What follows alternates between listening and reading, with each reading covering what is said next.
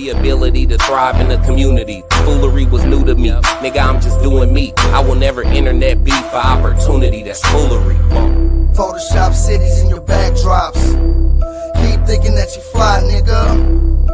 I'll take your flight down, making sure they'll never find a black box. Who gon' check? Who gon' check? Who gon' check?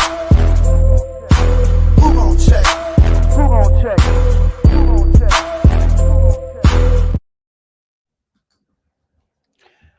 Hey everybody, welcome to the episode 2, 3, 4. I can't even remember. But I am your host, Telly Belafonte, aka Telly Testarossa, aka Slick Motherfucking Talker. You understand what I'm talking about? And my co-host is a sometime, but I still love him though. My boy Gasolini. Fettuccine. You know what it is. And hold on. And I want to give this woman, I know this woman for over 10 years. My sister, my best friend, my confidant, one of my diehard people. Please meet a San Francisco artist who's creative, spirits, and embodies a vibrant energy of her Fillmore district upbringing. A published poet, a journalist, activist, she fearlessly expresses herself through bold and passionate writing of her music. Is a captivating blend of rhymes and poetry.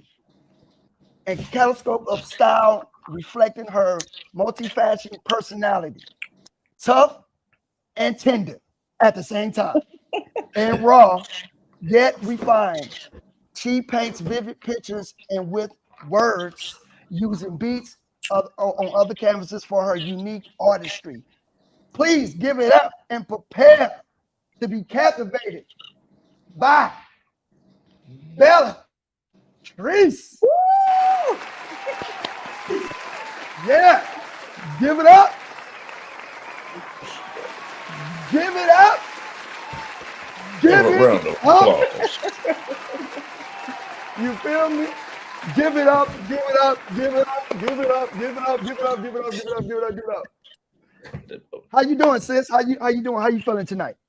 I am cold because it's cold outside. Because it's cold up. Sis, I'm glad to have you on today.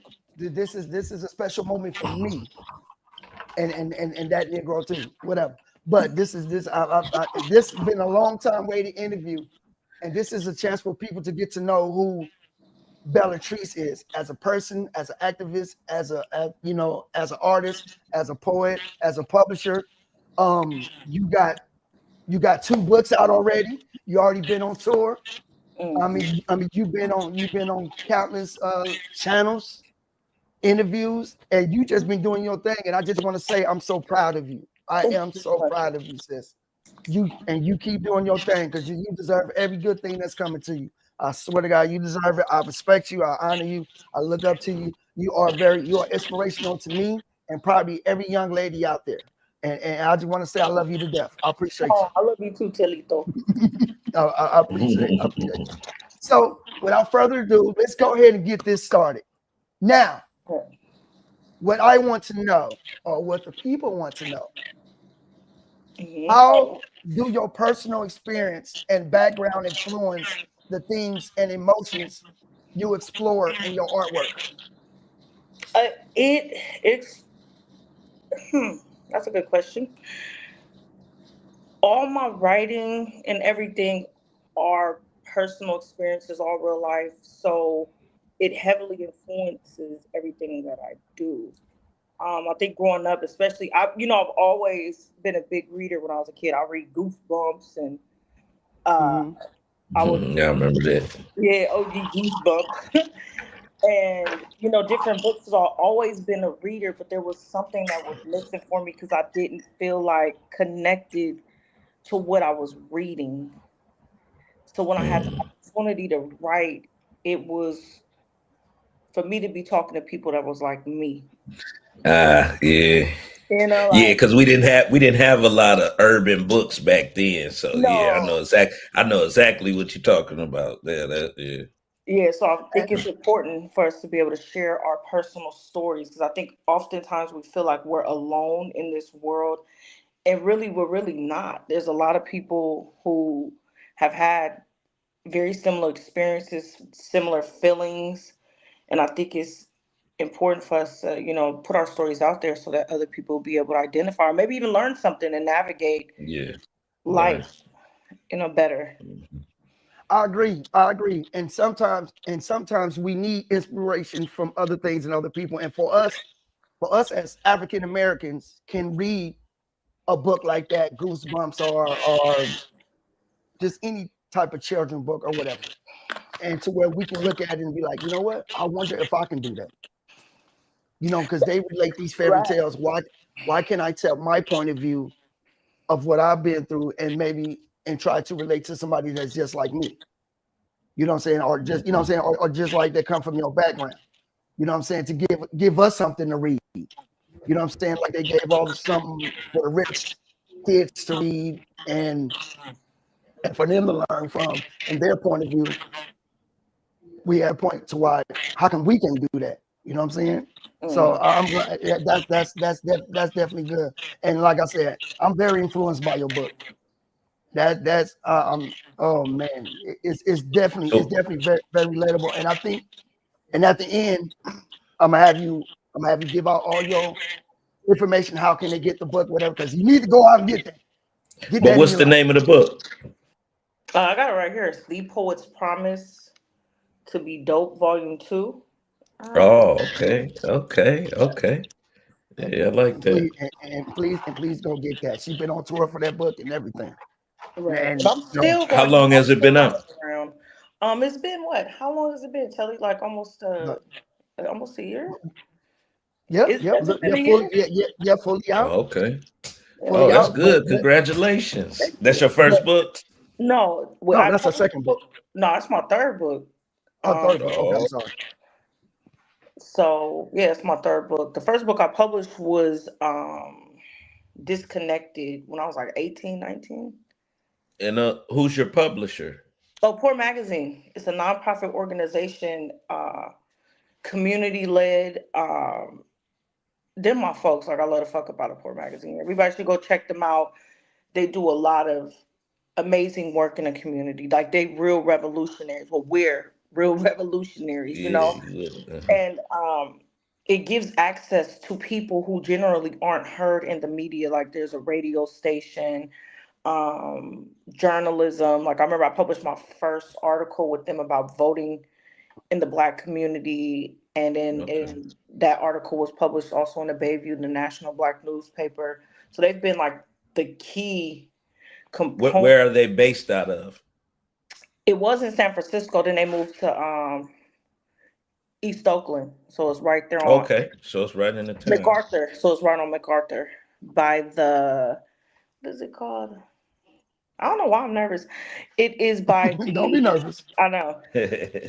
What is it? By the post office, right across the street from the post office. There's they give out food every week for free. Oh, that's Right That's next what's to up. good. the community, there's a sliding scale cafe. The roots of everything is about education. It's about decolonization. Like I don't think a lot of people realize that, especially people who come from white privilege and stuff like that, that they have a colonizer's mentality and a colonizer's mind. So one of the objectives is like the land back movement, to house houseless people and stop to destigmatize and decriminalize poverty when a lot of people are, being exploited, Yeah, and for us to really know our history, you know what I'm saying? Because a lot of white people, they don't even know their history in America in the way that they yeah, yeah. like destroyed other people. Yeah, they don't know. They Yeah, don't know. Like they're that's like wealth hoarders, and you know what I'm saying, like the society that we live in right now, it's not right. Like God didn't put up these false borders. You know what I'm saying? Like who like yeah. why I need a passport if I want to go somewhere? You know what I'm saying? Like that don't. Hmm. So that's what Poor Magazine is really about, like publishing people that are generally, our stories are often not heard from our perspectives, you know? Yeah. So, And people Yeah, don't know I how to agree with get that. their story out there, you know.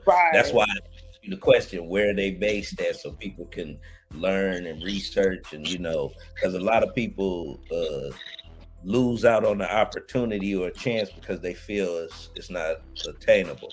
You know, Right, they feel like absolutely. they don't know which way to go, or you know, or how to get it done. Right, because I was actually published in other books growing up, but to have the opportunity to publish my own book was amazing. Like my poetry and stuff Yeah. was being published like with Writers Core, like Solid Ground was one of the books that I was published in multiple times. I won awards, you know what I'm saying, for writing, and to have my own book, that was dope. Like at 18, so I rock with the same organization from when I was 18. I'm about to be 42, you know. Oh, okay. Yeah, Okay. so we're a family. So yeah, you've been doing this for a minute. You've been Oh, doing this for a long time. yeah, Oh, absolutely. as you know, I started off as a poet too. You know, in school. You know, I heard Pac say he was a poet. I've had poetry class, so you know that's how my writing started. And I always wanted to write a book, but you know, never really got around to it. I started a little bit here and there, but not knowing the right people, kind of, you know, Contact pushed Core me in a different Magazine. direction. It's been so many people who will be like, I want to write a book, and I'll give them the resource, and they will not. And they They gonna won't go. do it, you know. Yeah. And I'll be like, why don't you want to just go ahead and do it? It could be an intimidating process, but the thing is that the process where you generally will go through, I feel like there's oftentimes we're intimidated because these aren't spaces that are ran by people like us. Yeah, it's an So unfamiliar it's space. Yeah. unfamiliar, but this isn't. But it's Poor Magazine is not like that. Okay. So Okay. it wouldn't. It's not that process. Like you're not dealing with what is the word? Like corporate white people. You know what I'm saying? Like you dealing with Yeah. who understand their positioning. You know what I'm saying? And even the white people that we deal with in the organization, they're very, I wouldn't say woke. I hate that fucking word. But they have are understanding. conscious about Yeah. their social status, and a lot of them want to give back to, because their minds are decolonized. You get what I'm saying? Like they don't Yeah. utilize the skill sets that they have generated, and they give back to the community in that way. Like I had an editor, but it was a community, you know what I'm saying? And we have real, Yeah. because it's like a lot of black people, well, people in general, but we have a lot of trauma. Ooh, I love sushi. Give me that damn sushi. My daughter said she gonna show me some sushi. Give me that damn sushi. But Come on in. so it's not as intimidating as you would think. Like, you know, like it's not, because it's being ran by, you know, people that are conscious and stuff like that. Yeah. So, They had your best interests at hand, huh? no, Yeah. absolutely, and it was cool. Like, oh yeah, I want that too. And that's and I mean, and that's cool that you don't have to feel intimidated on how to get your book published, edited, and stuff like that. But you can actually go to a company that understands you and that understands what you're trying to do and what you're trying to display to the world, and they give you the opportunity to do that without going through Chance. all Yeah. without going through all the corporate motions, and you gotta have this many followers, or you gotta have, they don't worry about all that. They Right. Nah, really it's try not to help. about Mm. Yeah, And also, like, I they like accept that. donations too. Like, as far as it goes, so people, if they want to, you know, donate to the organization, it's Poor Magazine. And there's been people like people that's there. There's people who publish books who didn't even fucking speak English. Do you get what I'm saying? To where they generally wouldn't be given the opportunity in America, you know what I'm saying, to have, you know, utilize like that. So it's really powerful because it's like it's our voices that are being immortalized. Well, you know, y'all should link with us next year. We do a toy giveaway every year in Oakland. Well, this is our second one in Oakland. We have it in other cities too, but we're partnered up with Project Face to Face and other companies and I'll give you Black that Sheep. line. I'll give you the line. Yeah. because we gave away a lot of books, but you know, having people like y'all around us, you know, shows the importance of it too. You know, and we all need to come together. We all in the same area doing the same things. Yeah, you'll Yep. love it. It's a beautiful, like we had an event maybe like 2 weeks ago, and it was just like free food for the community, you know. It was vending, like beautiful vendors. It was beautiful performances. Like it's really community, what community should be. And it's not poverty pimping. I think a lot of people don't understand, like when it comes to these nonprofit organizations, that they're poverty pimps. You know what I'm saying? They benefit off of the system and in the name of helping, you know, our communities, but they're not a part of the community. How do you come from your community to help our community? You don't even know shit about us.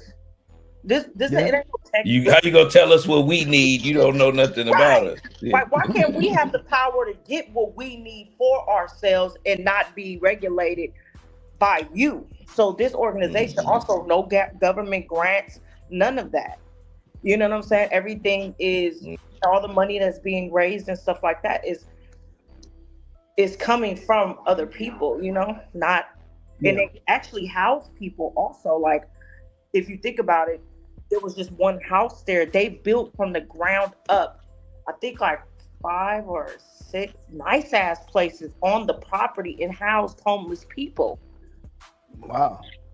You know, So say if you one of these people out here that's looking, they're hearing you right now, they're wondering, where do I go? Where do they go? Poor Magazine, the website. So put Poor Magazine into the search bar, and it'll come right up. Right up, you know. But you gotta let the people know because they hearing like. Yeah, that'll be the only, like, say right now, if I was to hit the lottery for 50 million, I for sure would drop $1 million.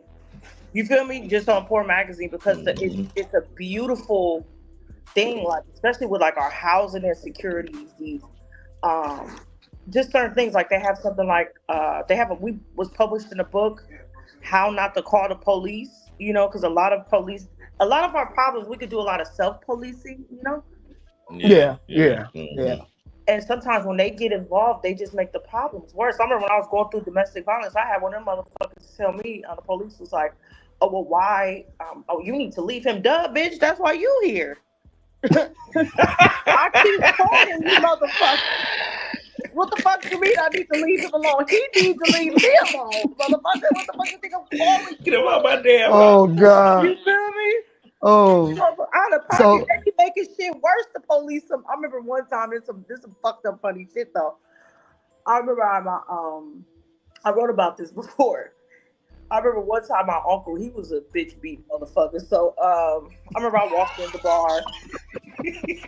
I see one of my friends in the bar and I'm like, hey, you know, I'm just going to her. And he's like, you're 86. And I'm like, I'm 86. I didn't even know what the fuck that meant. I was like 21. Oh, shit. This motherfucker choked me out with a pool stick in that goddamn bar. And when I tell you, I was like, at the bar? At the fucking bar. So I with a pool stick. With a goddamn pool. He lucky I didn't have a gun. I would have shot his ass right in that goddamn bar. But I was like, I'm about to call the police on this motherfucker. Boy, I ain't gonna tell you when the police came. Oh, I was mad as fuck. So I'm like, okay, boom. Police came, we talking. They was like, but I was so mad. You feel me? They was like, well, ma'am, you're gonna need to sit and get in the car. I'm like, oh, I called you motherfuckers. Oh, man. Because you was I tell you that night, man, I fought with the motherfuckers. I would not let them get me in that goddamn car. I was hot. And then when I got down to that police station, when I'm telling you them bitches, police at 850 beat my ass. Oh, I was praying. God, have you ever got your ass whooped so bad that you had to pray? Nah. If you ain't never got your ass beat so bad, I could tell who. I could look at motherfucker in their face. And, they ain't got oh my God. And I'm done. I'm done. I'm done. Made it motherfucking worse. I bullshit you now. Them son of a bitches beat my ass at 850. Woo! Oh, Brian? You talking about 850 Brian? Hell yeah. They let me out because I didn't do shit. I had to pray. Oh, God. So they gave you the business so you got up under it. It was mine. So Shit, so in Detroit, we had. so Go ahead. oh sorry. So okay, so sis, so Mhm. growing up in the Fillmore district of San Francisco, Mhm. how did your environment and your community shape your artistic perspective and identity? Oh, it absolutely fucking shaped every morsel in my goddamn being. You know what I'm saying? Like I'm from Fillmore, you know, like I'm from the Page Street, Haight Street area. I was gonna put them in Lupia. But so like, you know, I was around a bunch of slick talking motherfuckers, so I became a slick talking motherfucker, you know? Uh but then also the beautiful thing about it is that we were actually a community. You know what I'm saying? Like Yeah, black Mhm. people was we owned our homes.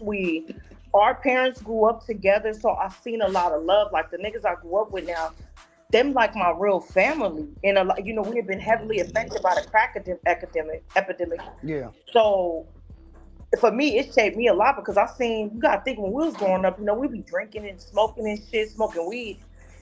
But seeing, I mean, man, we used to be able to give a dope fiend, you know what I'm saying? Like money, they'll be going in the store buying us drink and shit like that.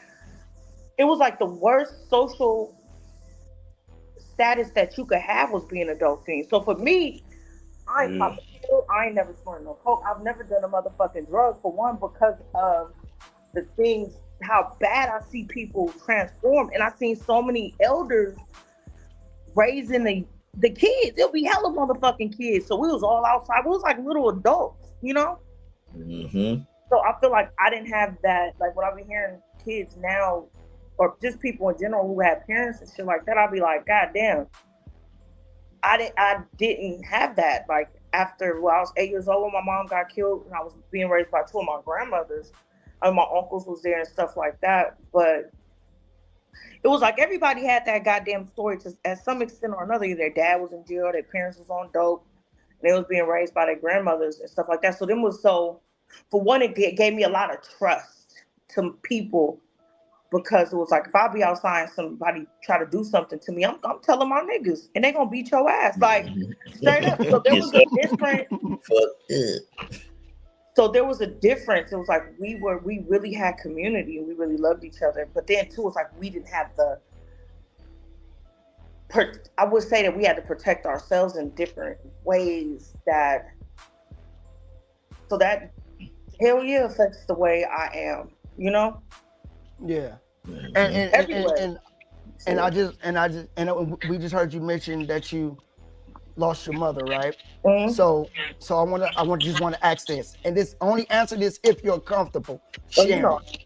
Okay, go ahead. How how has the loss of your mother impacted your art and your outlook on life, and how do you honor her memory in your work? You know what's funny? I really don't talk about my mom. Mm, I think it's a really so. I talk about her in interviews and shit like that, or I mention it, but when I've never went there yet, and yeah, I think that's yeah, somewhere I need to go. But I feel like one thing, as far as me being a feminist, I don't think people understand what feminism is, and they get misconstrued a lot, and a lot of people don't have education. Like I'm a hood feminist, and a lot of our grandmothers were feminists because, like, the black women have carried a lot in our motherfucking community, have been independent, always had a bunch of responsibility in the household and in the family. And I think yeah, that by me Yeah. saying that I'm a feminist, it's like it's just that women should have the right to exist in the world and thrive. You know what I'm saying? Like they should have those rights. Like abortion. Like if you don't want to get abortion, guess what, bitch? Don't get one. You know what I'm saying? How you gonna like? yeah. How you That gonna take away somebody else's choice because you don't want to get it? You don't agree with yeah, it. that's true. I agree with that. Like how can you just okay, I get it. Sometimes accidents happen. Some, you know what I'm saying? No, I think 80% of the world of women doesn't plan to have a kid at the time they have a kid because people have it young. But let it be that woman's choice. You know what I'm saying? To have it or not. But at the same time, should it be, can a man should Right. have the choice not to take care of it if you want it or not? Because if you don't want it, you get to get rid of I it. feel like black You know men what need I'm to saying? shut the fuck up with that stupid shit. For one, I feel like one reason why we have a lot of problems with and communicating is the being disingenuous. and I feel like a lot of black men shit. don't want to take responsibility. If you are the bearer of the seed, you carry the seed. That's yours. You got to take care of that thing. If you guess what, you don't have to nut in pussy if you don't want children. Bam. You given your permission. You have taken a part of your being and gave this to this motherfucking woman, and then now you're saying what the fuck, which he should and shouldn't do. She gotta carry that motherfucker in her body. And let's be 100. Most of us was raised by motherfucking women, so regardless, we take care of ours any motherfucking way. No choice. I get that. No, okay. Now I get that. But if you didn't want it, instead of getting an abortion, can you just have it and give it to the father if he wants it? You see what I'm saying? Because if you don't want it, and it's your body, your choice. Yeah, I feel like that should be a conversation before you go nutting in pussy. Yeah. You get what I'm saying? Yeah. Like, and yeah, you're right. That is a conversation that should be talked about before. You're right. That I mean, we be moving too fast sometimes. Right, but then a woman gets stuck with all that shit. You got to think about. I mean, not with me. Not with me. All my kids, they know what's happening. You know what I'm saying? Oh yeah, that nigga got a whole classroom. So yeah. Oh God.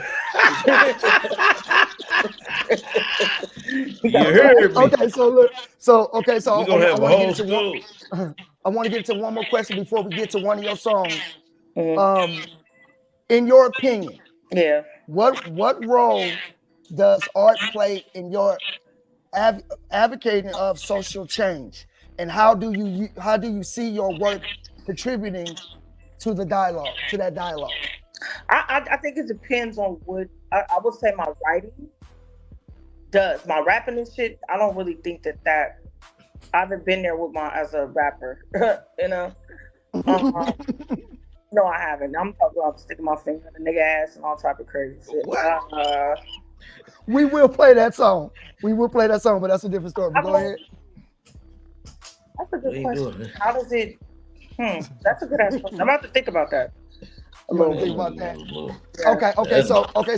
So we're gonna take a 3-minute break and play your song. We're going to play. Actually, the song we're going to play is Right Now. The same song you talking about. So we're gonna take a 3-minute break. Give sis to think about this question. But this is one of her songs featuring. Oh, tell us about the song before we play it. You know what's hella funny? I was actually I hadn't done music in hella long, and my cousin and my auntie had came to my job, and he be doing this thing, right? And I'm listening to his music, and I'm like, nigga, you got a studio? I actually wrote that song in the motherfucking car listening to that nigga shit. Like, I just was inspired, and I was just like, right now, nigga, like, let's go to the studio. Don't take me home. Let's go to the studio. You got a studio, nigga? You got a studio, nigga? Like, Let's go right now. The fuck going on? Oh God! So right now we're about to get into the song. Right now, Trice featuring what's his name? Kemet Sounds. That's my little cousin. Shout out Kemet. Your little cousin. Shout out to him. So give us 3 minutes. We'll be right back, and we're gonna go ahead. And play this song right now. I am so. Here we go. They ain't gonna be able to see me, is they? Nah.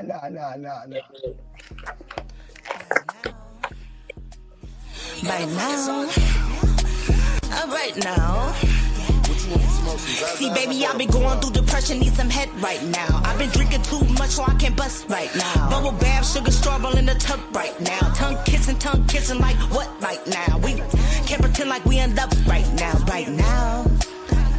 Nigga, I've been staying out of drama. Caught a restraining order from a bitter baby mama. These niggas acting like bitches, and I don't give a fuck. Fuck with me, little daddy, I put a finger in your butt. Ass make more money than pussy, don't push me. I ain't talking about pussy, I'm talking about boy pussy right now. Right now. Right now. Nigga, I'm impatient. Right now. Hold hold on, cuz what the fuck you talking about? These niggas bitches, so they finna take that pussy route. And nowadays, I can't tell what they really about. I want my cousin in the Benz and we making ends. Niggas be acting like they with it, but they gon' pretend. Put that money in my hand, they know 2010s. Yeah, I pulled up with her, but I left with her friends. Shooting threes like Steph Curry, bitch, I'm in the win. All I need is fucking money, I don't need no friends. All I got around me is my brothers, keep my circle thin. All these bitches wanna do is wanna set you up. All these niggas tryna do, they tryna wet you up. I ain't really got no time, I'm tryna get a bug. All you niggas act like bitches, all you niggas sluts. Fuck with me, you gotta be a woman of your word. Can't fuck with hoes because they fly away just like a bird. I need a bag in my hand, bitch, understand. Nigga bombing like Osama bin Laden, bitch, I'm the man. So what you want, what it be, gotta keep it G. And I ain't fucking with no fakes, but keep it buck with me. The roles reversing cause you niggas really act like hoes. These niggas fiends tryna ask me where the fuck it blow. Then flip the pack to my cousin, now it's time to go. Right now, moving fast, we ain't moving slow. Right now, right now, right now. See, baby, I've been going through depression, need some head right now. I've been drinking too much, so I can't bust right now. Bubble bath, sugar straw roll in the tub right now. Tongue kissing like what right now? We can't pretend like we end up right now, right now.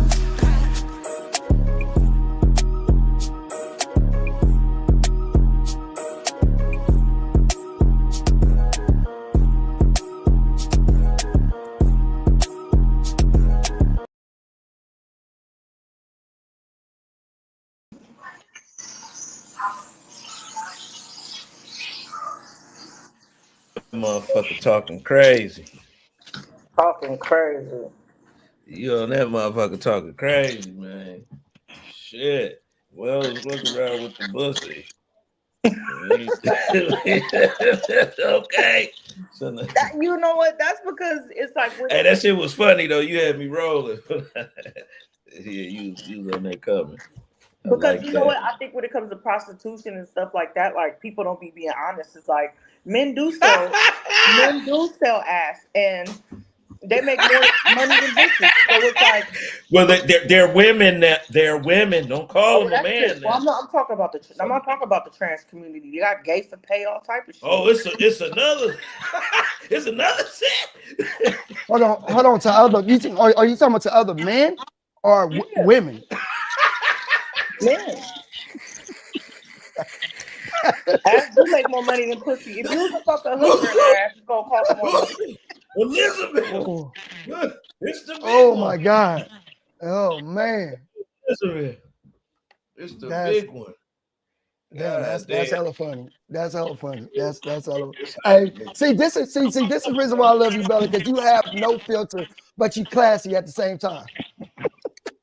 I'll be trying to be classy. You know what I'm saying? So okay, so look.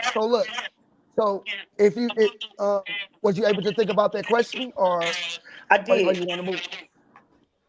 I did think about it. I think that oftentimes when we think about something, like say when we see a situation, you know what I'm saying, we don't get to experience the internal,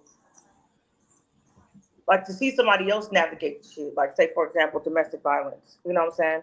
Yeah. You know, like what is that person experiencing that been through that? What is the residue in their life that is affected by that? Yeah. So I feel like things of that nature, like when somebody's reading stuff that I wrote, I'm talking very, very fucking frankly when I'm doing my poetry and stuff like that about shit like that, you know, like, and it's coming from a genuine place of me being raw. People want to be politically correct. They don't want to be raw and vulnerable. And I feel like with my writing and stuff like that, I'm very raw and vulnerable in that way, you know? Yeah. Yeah. Okay. So as both a poet and a publisher, what I'm are not the a unique publisher. I'm published, but I'm not okay. Yeah. Okay. As a poet and a published artist, what are the unique challenges that you face in bringing your vision to life, and how do you overcome them? Ooh, that's a good question. It's hard because you know what I'm saying. You consistently putting yourself in a position to be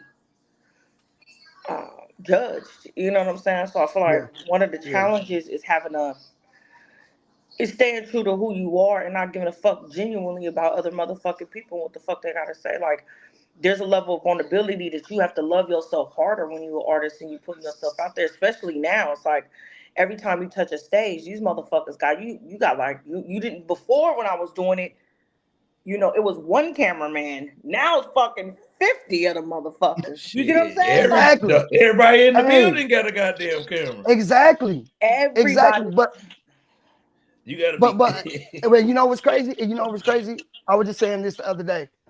I had told somebody that the internet is one big what is that? What is that word I'm looking for? God. Reality show. Yeah. and it's one big reality show. Everything is scripted, everything is fake. Because you ever looked at a video? You ever looked at a video and it'd be a man and a woman arguing, whatever, but then somebody's there holding the camera professionally. Like that's because everybody got a camera now. Yeah. Like who the fuck is holding this camera? And why does everybody want and why does everybody want their business out there like that? Like, you know what I'm saying? Like, yeah. I don't want nobody see me arguing with my girl and all. You know what I'm saying? I don't want to put that camera down. That's not there. It's not for the world to see. But it's just like you didn't want to see everything. Exactly, and it's just like a reality show. Now there is some stuff that gets caught on camera. You know what I'm saying? You know what I'm saying? Stuff, but I think some stuff be there for show, like it be staged, and we fall, and people that's in reality fall for it. But I think we go to Instagram, Facebook, Snapchat.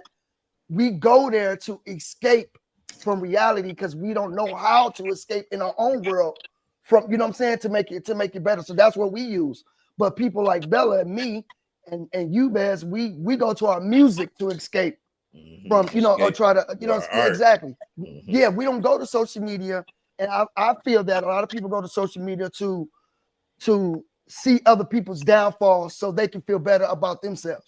It's a dopamine. It's like taking another drug. Basically, yeah.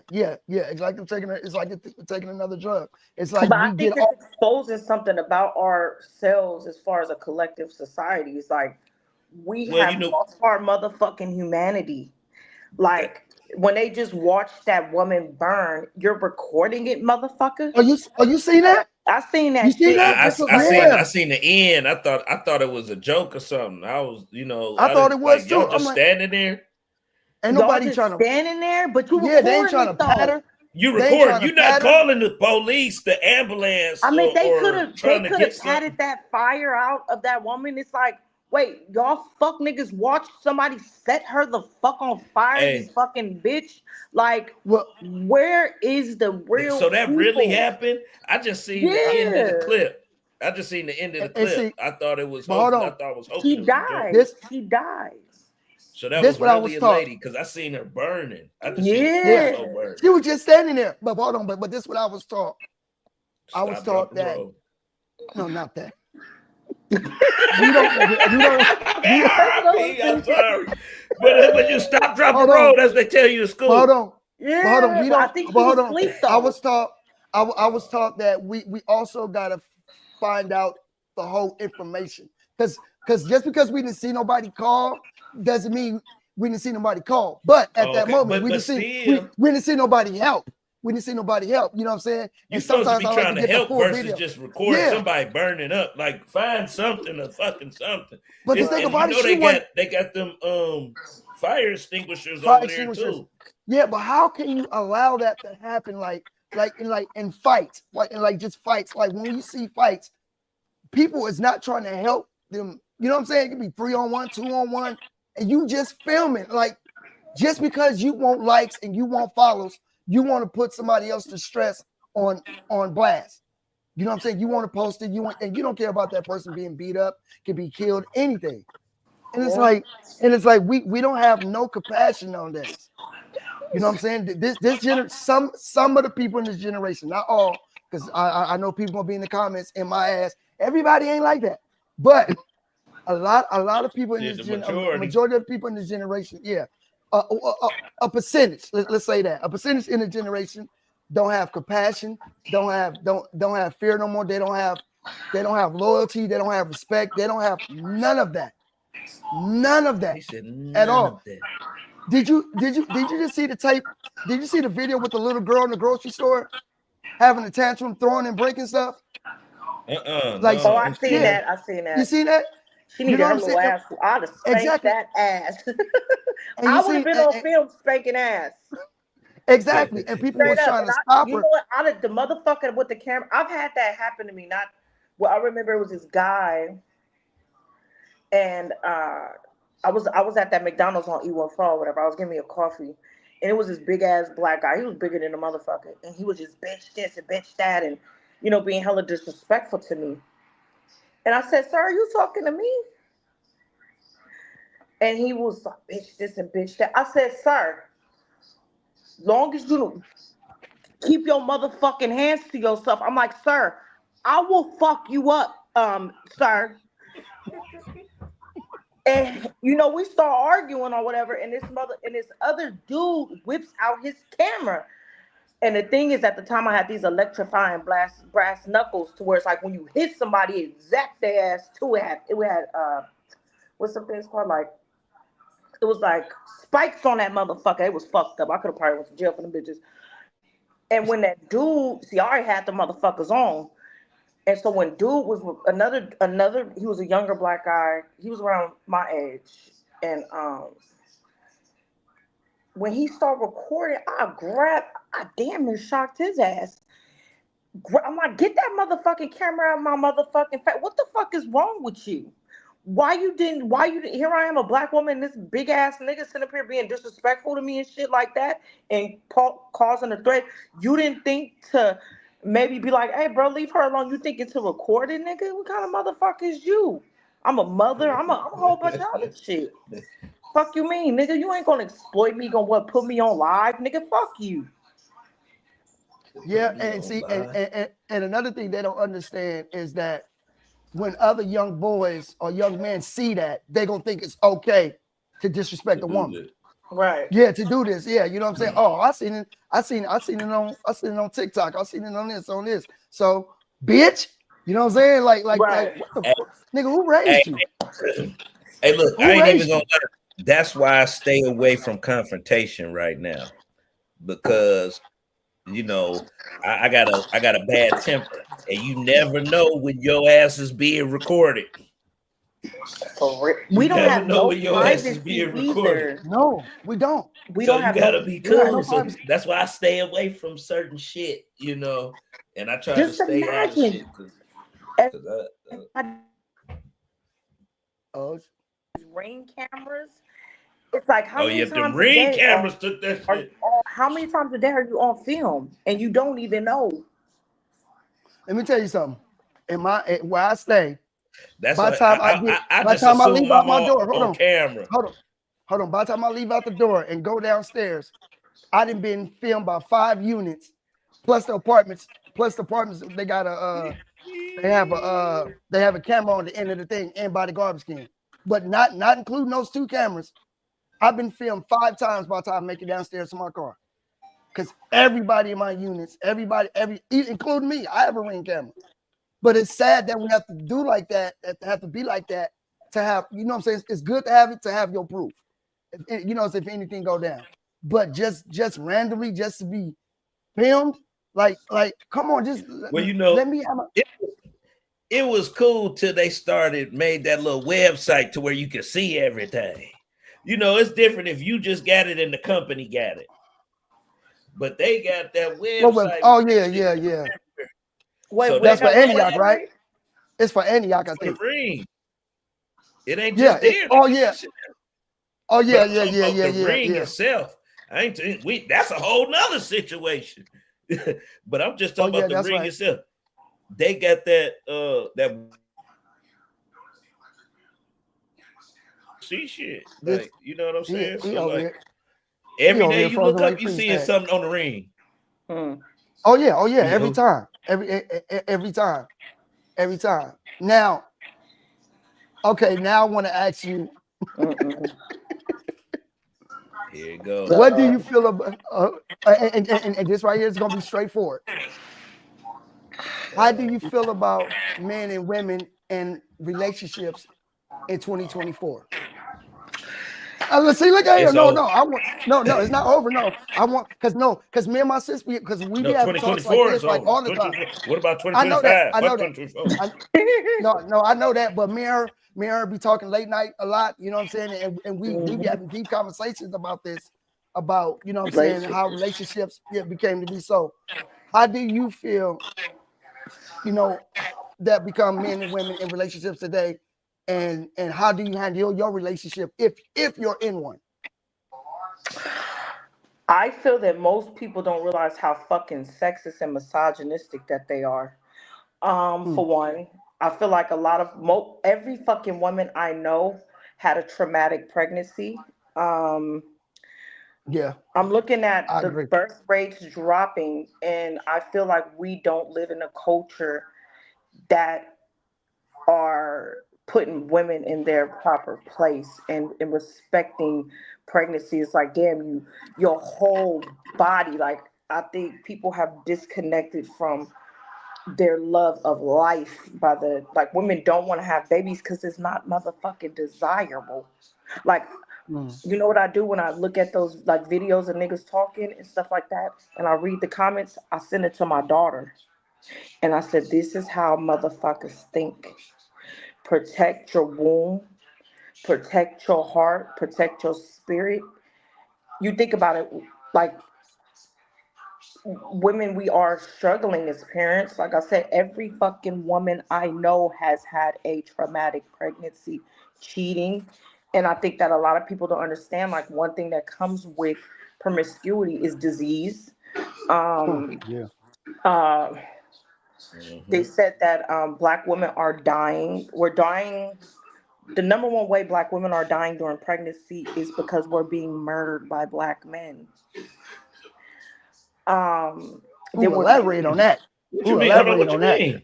Hold What on, you no. mean? Let her elaborate they're before you being jump to murdered. conclusions. The number Elaborate. one Just way black elaborate. women are dying during pregnancy is being murdered.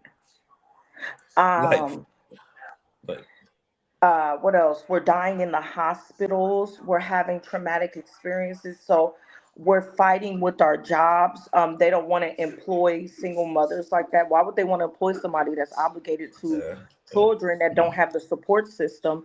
When they hear somebody, why wouldn't they hire somebody that don't give a fuck about their children? If me and you both went to a job and I'm the sole provider of my child and you have children, but guess what? Like, and then there's things we're not talking about. The sacrifice of parenting. It's like I used to have to tell her dad, like, my whole life revolves around my daughter. My job schedule revolves around her schedule. You have, I have to sacrifice. I've had to sacrifice my career. I've had to sacrifice every aspect of my life, and I'm not. There's no amount of money nothing like that I could have been compensated for the sacrifice and the trauma of parenthood. Like, this yeah. hasn't been Well, see, fucking beautiful. yeah. This has been hard. It's been depressing. You know, you see these women and they're really, you got women that do it, but it's like if you really listen to women, I noticed that most people don't, let me tell you who give a fuck about black women. Black women. Nobody else give a fuck about us but black women. Anytime you say something and you're a black woman where you should get empathy or somebody genuinely listening, it's like, oh, shut up, bitch. You picked them. I didn't pick the content of this motherfucking character, bitch. I never met a motherfucking raper that was like, hey, bitch, I'm about to rape you. Hey, bitch, It's I not beat up funny. bitches and It's I'm Oh going not to beat funny. shit. your ass. Like, It's not funny, but it's how she said it. I'm not no, but I'm laughing at saying that. it's like a lot of the abuse is shifted onto the woman with everything. Oh, okay, okay. I hear you on that tip. You get what I'm Because saying? I was It's going. like we're not, it's like if somebody, and there's not a safe space for our bodies and our minds and our spirits. And Well, you know, it's kind of. I think it's kind of. It's. I hear what you're saying, but it's the but I think problem that is black men, it's so if many they hoes. It's would so many stop. hoes. We ain't gonna talk about the women. It's so many bitches and hoes that's fucking it up. For You who? see what I'm saying? For the For the woman. black women. because if you think about it, You see what I'm What's saying? wrong with hoes? I don't see no. Ain't nothing wrong with them, but listen, the problem is when you get these bitches and hoes trying to act like they're women, and you know they proclaiming they women, they screaming. no, It's the cry wolf thing. You feel what I'm saying? See, they mess it up but you for the know, women like you and the other. but You you know know, what it because is. But you know what it is? Why us some men and I've been guilty of this, or why putting women in the category with them, because it's the bitches and the hoes that are the loudest. That's all over the internet. You know what I'm saying? The women is not on the internet saying this shit. It's the bitches and hoes. So with so much of that on the internet, and we fall into it, we assume we just put all of them in the category, which is not fair. That's not fair. Because believe look, me, perfect example. there's a great percentage of good women out there. Trust me, I know a few. I know a lot of good women, but it's just the hoes and the bitches that's mouth is the loudest, and that's all we hear all over the Yeah, that's internet. all You you don't hear hear. women on there because the real women stay to themselves. The real women stay in the house. The real women handle their business. They ain't in the streets. They ain't doing nothing. You know what I'm saying? But what's wrong And with they the hoes though? I be trying to Ain't nothing figure wrong with the out what hoes. is the Let a hatred of let the a hoe be a hoes. hoe though. Hoe, stay over there, hoe. And I Let the think that a hoes lot of men, the be the hoes that they hoes. said that they don't like, they don't realize that they hoes they self. yeah, that's What true. is But the it's hatred a of double the? I mean, I'm standard. saying if the bitch is slinging her No, no, pussy around, why does no. See, listen. what is the It's a difference. When disrespect? I just say a hoe, see, when I say bitches hoe, I'm not just talking about slanging your pussy around. I'm talking about a whole fucking demon. I'm talking Okay.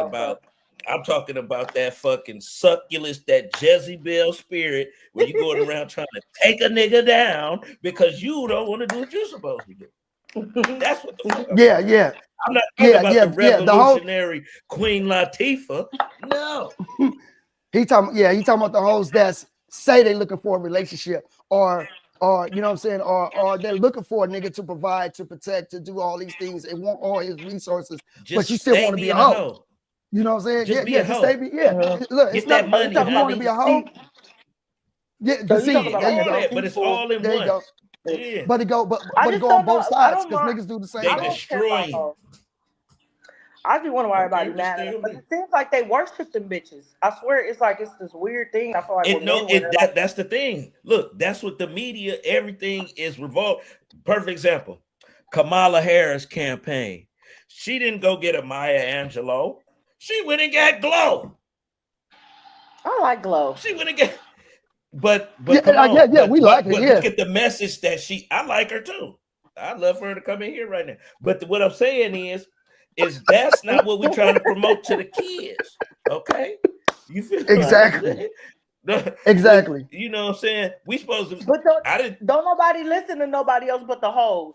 So my thing So is what? at the So end what of you? the day, That's true. She's right. That's true. That's true. But you got to have a little mixture. It and used to be a I little admire, mixture. I ain't gonna lie, I kind of admire a bitch that is liberated sexually in that way because I feel like, let's say for Ain't example, nothing like wrong with that, but what I'm saying, what the fuck are we teaching here? Then you go back to these other questions. This is why we have these fucked up. They not teaching that in Asia. They over there putting them motherfuckers to work. 7 years old. Them niggas be done in college at 15, 16. They're done. We got hoes that don't got no education, 55 years old. but I think I that one still thing that people don't realize is that a lot of said hoes were molested. A lot of I mean we got to really talk about, if we're going to talk about the sexual abuse in the black community that goes swept under the rug. That's true. But So some of them therefore hoes it's like a lot. did some I mean you'll sexual be abuse to surprised some little men. how many do you know. I'm about how many, every woman I know has either been, if we haven't been raped or molested, how many times, I mean, either raped, molested, or attempted motherfucking rape. Every woman I know, every motherfucking woman I know, something is wrong. Where are these hoes coming from? They're not just popping out the Okay, I see fucking what you're ground. saying.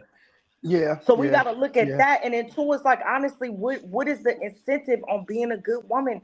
Like, what I'm saying is this, is that, okay, if you're a good woman and you're in a house, all I've seen is bitches get abused. It mentally, spiritually, psychologically, when it comes to parenthood, it's not like the women that I see when they're wives, it's like wife equal pain, wife equal punching bag. Cause the nigga be out with the hoes. That makes sense. You left by That makes sense. yourself. I What I'm get it. saying is I that get it. how are we okay, let's say for example, we saying that we want good women. I mean the society's like, yeah, we want good women, but all the men I see, they putting a hoe on the pedestal, you know? Yeah, And I that's didn't true. mean like But that when I was saying about hoes. What I meant was, let me clarify that because that could be misconstrued. Somebody was like, hoes. What I'm saying is like, where's the hatred from? If this bitch, let's say like even like pimps and shit like that, like when I hear not this aspect of pimping, it's like, okay, if this bitch want to sell her own pussy, who are you Ain't to nothing wrong with stop that. her? Why you want to No, rob the bitch and chase the bitch off and all of this oh. shit? Why can't she say? Oh, that should be Why? funny as hell. Why she say? Yeah, it'll be funny because I know if I was a hoe, I'd Hey, slap them one of niggas them be on bitches. there like, hey, bitch.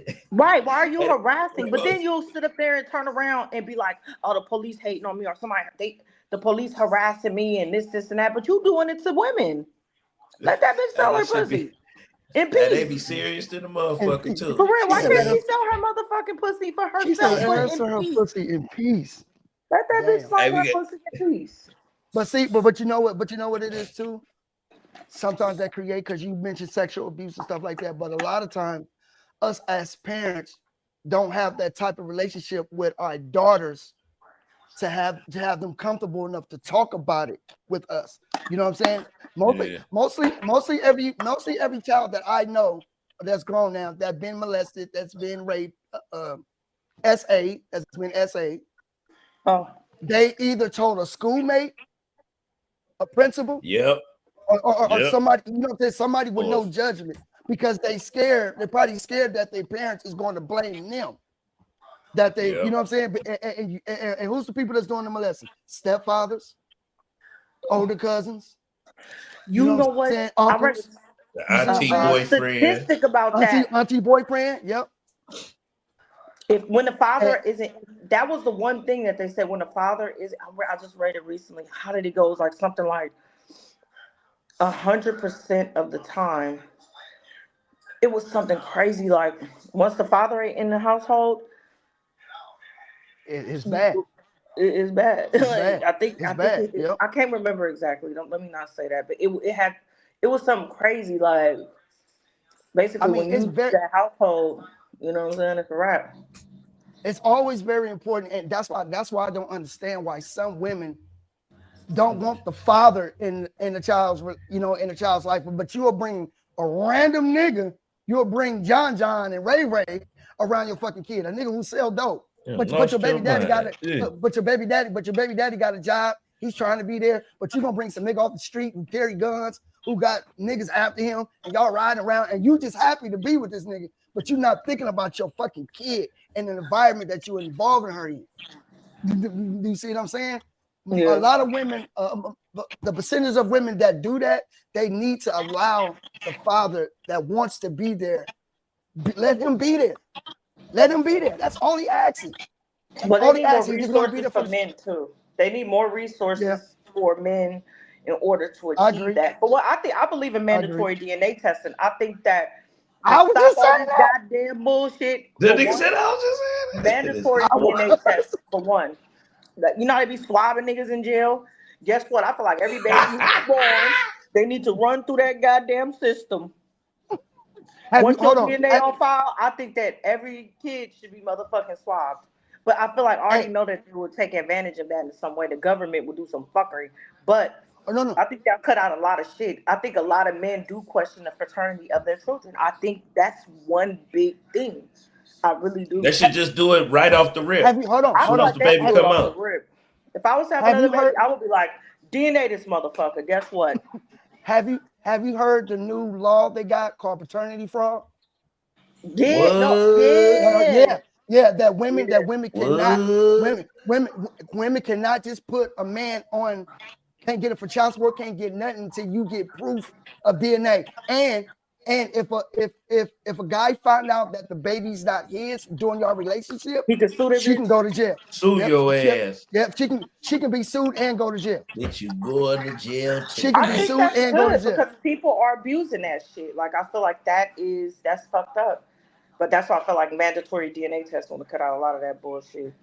I'm sure right now, if everybody had to get their kids DNA tested, nigga, it'll be a pandemonium around this bitch. But hold on, but some women disagree with that. Some women say, I have talked to a few people like that. Some women say, well, that's like saying he don't trust me. That is it kind of saying that? Make it a fucking standard. I feel like it should be standardized. Where everybody got to get that shit. I bet you that changed a lot of shit. Hey, do you know how many women will be shaking in their boots if they have to go back and they say, oh, they all each got a letter. Yeah, they each got a letter saying, oh, okay, you trying to get child support from this, or you trying to do this from this person, then this what you know what I'm saying? But in certain cases, like, okay, I'm not trying to put my business out there, but like my situation, I don't have doubts, but it just question because my child's mother, you know, and I'm just doing a rough draft. She don't want nothing from me. Be careful. I know I'm gonna be careful. She don't want nothing from me. She don't want no money. She don't, you know. I mean, we're working on it now. We're working on it now. I got to see my daughter the day of the toy giveaway, so I was happy with that. And I spent some time with her. You know what I'm saying? You know what I'm saying? With the talk of my girl, she, you know what I'm saying? She got in my head and, you know, and told me to do what's right. Because I was supposed to go to the toy drive and I was just gonna drop off the gift. But she was like, no, what's wrong with you? She said, your child, you trying to build a relationship with your child. And I'm sitting up here complaining about not seeing her, and I have a chance to see her, but I'm over here rather go to the toy drive. You know what I'm saying? Instead of just going to spend time with her. You know what I'm saying? So I took her advice and I went and did it. And it was the best thing ever. And me and my child's mother, we had a nice talk. We got along. But it's just stuff like that will make any man think, is that my baby? This motherfucker don't want no money. This person don't want nothing. This don't, you know what I'm saying? Like, what woman don't want money? Yo, okay, if you don't want the man there, that's good. But a woman don't want money. You like, why you don't want to give me the child support? And, you know, usually be two reasons. Usually because they gonna lose control. They're gonna lose the control. They're gonna lose control of the situation, or the baby's not yours. You know what I'm saying? But I'm not gonna get into that. But I'm not gonna get into that. I'm slowly back in my child's life, and I had to learn not to. I was taught, you know what I'm saying, about, you know, my sis and people that was talking to me, not to blame her. My child is 12 years old now, so it's not to blame my child's mother no more. You know what I'm saying? Stop shifting the blame because I'm bitter. And so I had to learn that. That's the only way I was able to. I was taught that's the only way I'm gonna be in peace, is stop blaming other people for them triggering me. You know what I'm saying? Because I'm allowing it. You know what I'm saying? I'm allowing, and like I said, I believe my child is mine, but I'm allowing my child's mother to get to me instead of just be like, okay, and be at peace. And I just found this out literally 2 days ago. Like literally 2 days ago, on how to be in peace and not let people trigger you. Because I told her I like to isolate myself. That's growth. I think a lot of people are and development. Afraid to grow. And I think sometimes growth happens with accidentally, and then sometimes growth could be very intentional. And I think we need to be more intentional about growth, you know. And it don't happen overnight. It's an ongoing process, you know. No, it don't. Yeah, it's ongoing. But sometimes you need positive people around to help you grow too. Because if you're not knowing how to grow, and you know what I'm saying, if somebody's trying to guide you to help you trying to grow, trust me, I be telling people, man, you don't know what you're talking about. Get the fuck out of my face. Fuck you. You know what I'm saying? But and 2 days later, I think about what they said. I'm like, damn, you are absolutely right. You're absolutely right. See, but that's what I like about you, Telly. You do have one of those personalities to where I appreciate it. There's times where I will be like, you'll say something and I'll be like, you know what? He was right. And then you do that to me too. You'll call me and you'll be like, Trice, you know what? You was right, nigga. You was right, yeah. Even though I didn't want to hear that shit, But I'm like, damn, she was right. And But I think that's it powerful when you can do that because it takes the Yeah. ego out of it. It takes everything out of it. And exactly. Yeah, that's But growth. I don't feel like people That's are growth, yeah. genuine though a lot of the time. So I think No, that's they're a not. part of They're not. the problem is that people they'll do things to where that they're disingenuous. Like you got really look at a motherfucker and be like, Some people just ain't like don't want to grow. Some people want to stay Don't wanna grow. stagnant. Some people, and I think that they should start just saying that shit. That'll stop a lot of arguments.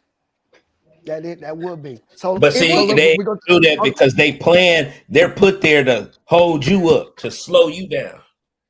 So they're not gonna say that. That's true. So Right. hold on, Some I'm people gonna get cut you off real Facebook quick. bad. Yeah, they like fucking shit up. Hold on. The Instagram got only an hour live, so we got about 5 minutes just for Instagram. But I want to go ahead and play this song called Homage, paying homage. It's Bella's song featuring me and featuring Asia Man. And I let her give you a background of the story. I let her give a background of the story of the song real quick before I play it, before the live cuts off, because we want to get an hour. So we got about 5 minutes, but I do want to play this song so y'all can hear it. It's called Paying Homage. But go ahead, explain the song, sis. You told me to do that. Remember, you was like, I want you to get on this song. I got a good ass idea. I know, right? Actually, you did. You was the one. You was like, That's what I let's make did. a song, and it was funny because, it was a good ass idea, and you sent me the beat, and I was like, fuck yeah. And then actually, Adrian Man heard the song and wanted to get on the song. So. And wanted to get on it. Shout out who did to production? AGE. Come on, Who did the production? Telly did. Who are you? What's your producer name? I don't want no credit for nothing. Nope.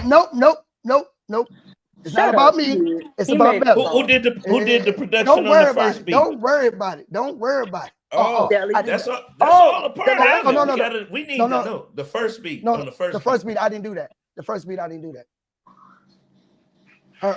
She got that beat from you got that beat from your cousin, right? Yeah, I think he said he got that off a line. I like that damn beat though. That beat was tight. That beat. I liked it that beat too.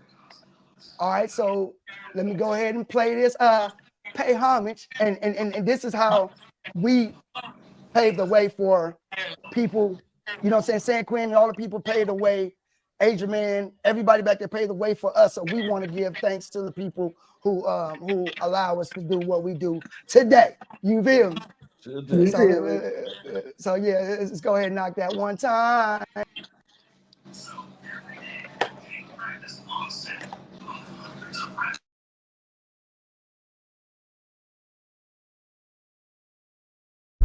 Paying homage. How do you pay homage to those that come before you? Right. You then mimic that verse and throw your twist to it. But critics say y'all was biting. Fuck you no. didn't make that. Fuck no. They didn't understand young dudes bowing down to the people that came before them, saying, look, these was the great to us. Oakland, that's what they yell. Cause when it come to business, we about our mail. Frisco, that's what they yell. Cause when it come to business, we about our mail. Colonial, that's what they yell. Cause when it come to business, we about our mail. That's what they yell. Cause when it come to business, we about our mail. Ooh, I break rules. You niggas is Mark and we sharp like number 2. What you niggas wanna do? Lieutenant roast a bitch. Shout out to E40 in the way he roast a bitch. Catch me in the boonies, 5 like the loonies. Dangerous like Dame, slide up with my goonies. Niggas stopping in my steel toes, headed to the corner store. I done killed this Remy, but you could give me one more. And don't forget the Henny, Bella, we going AWOL. Nigga, I'm a bad influence, get out the way, dawg. Nigga like Dre, dog, situation's critical. Fuck around and have Quinn dropping off the cable car. I'm a ghetto superstar, bitch, act like you know it. And just like Pac, I'm a motherfucking poet. Yeah, I'm from the city, but nah, I ain't joking. I'm from film mode, but I still love Oakland. Oakland, that's what they yell. Cause when it come to business, we about our mail.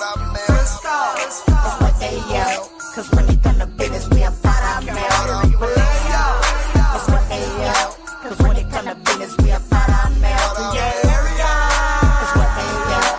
Cause when it come to business, we about our mail. Fella just wanna have fun. I hate niggas that's insecure. Recognize game, my game is so pure. Maria Mariana, the niggas they push up on us. Poppy call me bonitas, we up and film bonitas, and we up and feel bonitas, drinking sangrias. And my plug in Alameda got a young Rita that is fresh out of Rita, thugging in the slums of Oakland. She be smoking till she broke, cause she loaded off a liter. I don't blow the chiba, but I'm so SFC, bruh. Don't give me no Bama wee, bruh. That's right, mamacita. I know some fly bitches, that's wig splitters, all about our cheddar. Square ass nigga. And you don't need the sweater. Square ass nigga, only you prevent 4 fires, ass nigga. Nigga bust board a bike, yeah, I be cooning in the who. I be having real niggas that'll send shots through you. I be telling them niggas, man, they don't have to do it. We be up in California, yeah, my niggas really do it. Yeah, I thought you niggas knew it. Me and Bella in the coupe, peeling off on the boppers with a chopper in the super. Nigga, I'm Oakland. That's what they yell. Cause when it come to business, we about our mail. Frisco. That's what they yell. Cause when it come to business, we about our mail. Vallejo. That's what they yell. Cause when it come to business, we about our mail. That's what they yell. Cause when it come to business, we about our mail. I done sparked the flame and it brought forth jealousy. Now I know why y'all be standing over there mad at me. I drop hits, y'all better pray, cause it's AGE. Platinum in my blood, I sweat hits automatically. Strapped with a weapon that's dangerous, a flamethrower. Back slap you like my mama if you piss her off, you don't wanna know. I fight dirty, no hopscotch. When I was a kid, I used to smash you in the face like a dirt rock. Some moments see me dead, but I'm alive forever and ready for whatever. Standing strong, I determine the weather, cause I've been shining on the inside like the sun since day one. Automatically speaking on the inside since day one. Oakland, that's what they yell. Cause when it come to business, we about our mail. Frisco, that's what they yell. Cause when it come to business, we about our mail. Vallejo, that's what they yell. Cause when it come to business, we about our mail. That's what they yell. Cause when it come to business, we about our mail.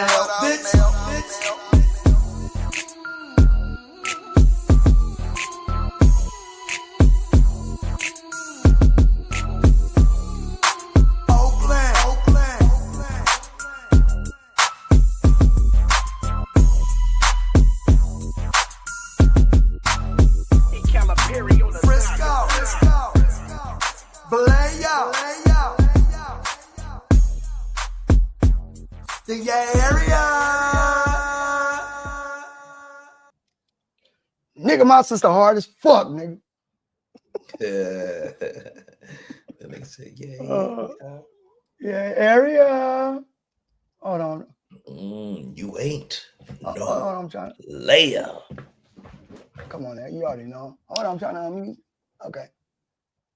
The ghetto Sis, poet. are you unmuted? Okay, there you go. Yeah. That's that, you know what I'm saying? So is the album out? Is that song out somewhere? Where can we find that song? Yeah, it's on everything actually. It's on everything. YouTube. It's on everything. Yeah, Apple. It's on everything. So is that released as a single or is that on your album? I don't have no album. I just dropped singles. Like whenever I get the urge, I just drop singles. Yeah, but this been like for a few years. It's like I'm not a rapper. She's a poet. I'm not. You heard what she said? Like Pot, she's a motherfucking poet, nigga. Yeah, I'm a poet. I'm just playing. From the district. You know what I think you should do? Remember Herm? Not our Herm, but the other Herm from the city that used to do poetry on people's songs. I just met him. Oh, you did? Yeah. Mm-hmm. He actually published the book. Really? I think you should. Do your people? That was my first time meeting him. Really? Yeah. See, I think you should. So out of all your work, who is some of the artists that inspired you, that you have worked with and that you love working with, no matter if it's from the city, Oakland, Richmond, whatever? Who have you worked with and who was the best person to work with? Not to throw shade on nobody else, but who you had a good experience working with. I would say being out there, you know what? Being out in Stockton and working with them out there. One artist is 50 Capone. He from LA, and I actually did a nasty song with him. He was like, I got a song I want you to get on. I was like, all right, man, that was the most uncomfortable shit I've ever done in my life. He was like, all right, we gonna moan here, and then it was a nasty song. I was like, oh my god! But he was, but we got through it, and I was like, don't put my name on that song. It's on. It's So I on told him there. not to It's put on it. there. So but what I'm saying was, yeah, but being out there up in Stockton, so being in a whole new environment Area. and working with, and man, I would have hella fun when I went to their studio. I And mean, that man, was fooling. we would have so much fun. So, it was, what do they call him? Let me see. I want to say the nigga real name. Um, but being up in Stockton at that studio that I would go to, I recorded a lot of my music. Well, not a lot because I don't have a whole bunch of music, but being up in Stockton, I think, was a unique experience and finding friendship. But also being at Mizzle Studio, Michael Cotton, right there in East Oakland, being with you, Telly. I mean, I feel like there's bonds that are created with music. Like everybody I work with is like my brothers. I will be the only female in the studio. It'll be groups of niggas, and the respect was there, the love was there, it was just a really great environment. Like everywhere, most I ain't gonna lie, working with you, Telly, was really good. Rest in peace, your wife. Because I think Yeah. there's another thing that like Oh yeah, working with Miss a Silky. married Yes. man and having his wife also be supportive. Yeah. Working with you, telling your wife was very supportive on me publishing Niner Gang and all that kind of stuff. So that was an awesome experience because I think sometimes some niggas be sleazeballs and their wives or girlfriends know that, and they can make it Real unpleasant difficult. Yeah. and make it difficult and where you don't even want to work with the motherfucker because it's like you and your bitch got too much shit going on. Like I don't even want to fuck with you. So working with you and Miss Silky was dope as fuck, and having her walk me through like getting my soul, like becoming a sole proprietor and starting my business in Yeah. Oakland. So she helped me navigate that. So you, your wife, 50 Capone, and I cannot remember my folks' name. I cannot believe that. But they know what I'm talking about. They out there in Stockton. Michael Cotton, I spent a lot of time at that studio, at his studio. I spent a lot, and I feel like I would be in there freestyling with them niggas. And he recorded Sucker Ducking, Mm. Michael Cotton, and that was one of my. I really like that song. I feel like that shows my personality. Like I feel like out of Yeah. all my songs, that one is me. You know what I'm saying? Like it's, Yeah. Yeah. so that was my favorite song well, all my songs is my favorite song. Who else? Let me see. It was a white girl.